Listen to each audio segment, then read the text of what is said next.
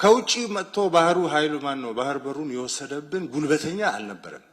ወይ በወረራ ወይ በቅኝ ግዛት አድርጎ መጥቶ ባህር ኃይል የነጠቀን ማን ባህር በር የነጠቀን የለም። ባህር ኃይሉን ያስወሰድነው እኛ ነን።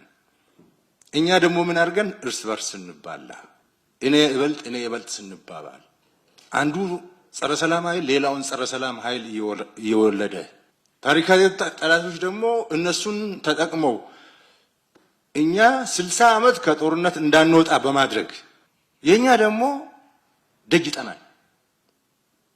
ሄዶ ጠመንጃ ይወስዳል፣ ሄዶ ብር ይወስዳል፣ ሚዲያ ይከፍቱለታል።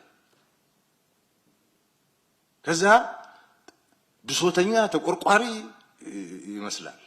ይሄ መንግስት ጠንካራ ስለሆነ ነው እንጂ የምትቋቋመው ነገር አለን። በዚህ 5-6 ዓመት የተካሄደው ራሳችንን አጥፊዎች ራሳችን ቤትን ሳታጸዳ ሌላ ጣት ብትቀስር ምንም አታመጣም።